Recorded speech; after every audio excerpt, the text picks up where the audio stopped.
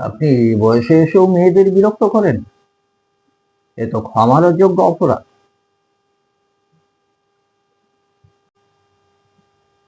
মহামান্য আদালত, আমার কথাটা একটু দয়া করে শুনুন।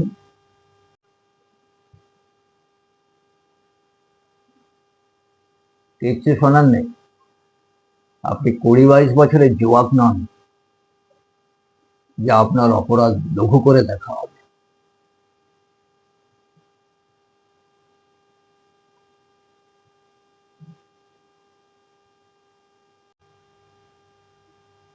স্যার, এটা হলো 60 বছর আগের মামলা।